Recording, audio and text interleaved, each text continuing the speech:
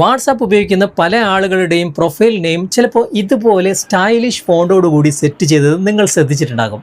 അതിനു പുറമെ നമുക്കിപ്പോൾ ഒരാൾ ടെക്സ്റ്റ് മെസ്സേജ് അയക്കുന്നത് പോലും ഇതുപോലെ സ്റ്റൈലിഷ് ഫോണ്ടോട് കൂടിയിട്ടായിരിക്കും.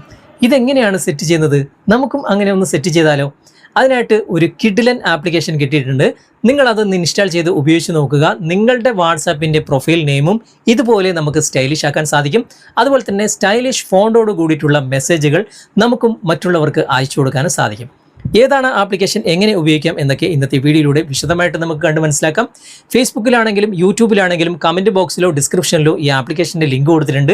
അവിടെ ക്ലിക്ക് ചെയ്ത് കഴിഞ്ഞാൽ ഞങ്ങളുടെ സൈറ്റ് ഓപ്പൺ ആകും. കുറച്ച് താഴേക്ക് വന്നു കഴിഞ്ഞാൽ ഇൻസ്റ്റാൾ ആപ്പ് എന്ന് ഇംഗ്ലീഷിൽ കാണാൻ സാധിക്കും. അവിടെ ക്ലിക്ക് ചെയ്താൽ മതി, ഈ ഒരു ആപ്ലിക്കേഷൻ കാണാം, ഇൻസ്റ്റാൾ ചെയ്യാം. എങ്ങനെ ഉപയോഗിക്കാം എന്നൊക്കെ ഇന്നത്തെ വീഡിയോയിലൂടെ വിശദമായിട്ട് കണ്ട് മനസ്സിലാക്കാം. സമയം കളയാതെ നമുക്ക് പെട്ടെന്ന് തന്നെ വീഡിയോയിലേക്ക് പോകാം. ആപ്ലിക്കേഷൻ ഇൻസ്റ്റാൾ ചെയ്ത് ഓപ്പൺ ചെയ്ത് കഴിഞ്ഞാൽ ഇവിടെ നോട്ടിഫിക്കേഷൻ്റെ പെർമിഷൻ ചോദിക്കും. വേണമെങ്കിൽ അലോ ചെയ്ത് കൊടുത്താൽ മതി. ഓക്കെ, അപ്പോൾ ഇതുപോലെ ഓപ്പൺ ആയിട്ട് വരും. ഇവിടെ നിരവധി സ്റ്റൈലിഷ് ഫോണ്ടുകൾ നിങ്ങൾക്ക് കാണാൻ സാധിക്കും. ഏത് വേണമെങ്കിലും നിങ്ങൾക്ക് യൂസ് ചെയ്യാം. ഓക്കെ, ഇവിടെ ഏറ്റവും മുകളിൽ ടൈപ്പ് ചെയ്യേണ്ട ഒരു ഓപ്ഷൻ ഉണ്ട്. അവിടെ നിങ്ങളുടെ പേര് എന്താണ്, ഏത് പേരാണ് നിങ്ങൾക്ക് വേണ്ടത്, ഇവിടെ നിങ്ങൾ ടൈപ്പ് ചെയ്ത് കൊടുക്കുക. ഞാനിപ്പോൾ ഇവിടെ ഫൈസൽ എന്ന് ടൈപ്പ് ചെയ്യുകയാണ്.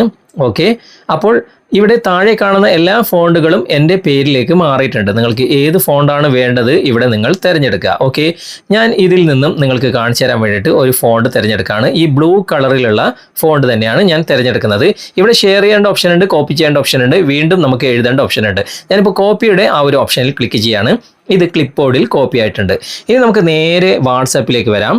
വാട്സാപ്പ് ഓപ്പൺ ചെയ്തിട്ട് 3 ഡോട്ട്സിൽ ക്ലിക്ക് ചെയ്യാം. എന്നിട്ട് ഇവിടെ സെറ്റിങ്സ് ഓപ്പൺ ചെയ്യാം.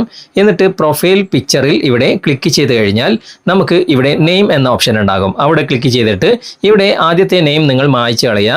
എന്നിട്ട് ഇവിടെ ലോങ് പ്രസ് ചെയ്തിട്ട് പേസ്റ്റ് എന്ന ഭാഗം സെലക്ട് ചെയ്യുക. അപ്പോൾ ആ നെയിം ഇവിടെ വന്നിട്ടുണ്ടാകും. അതിനുശേഷം താഴെ കാണുന്ന സേവ് എന്ന ഭാഗം ക്ലിക്ക് ചെയ്യുക.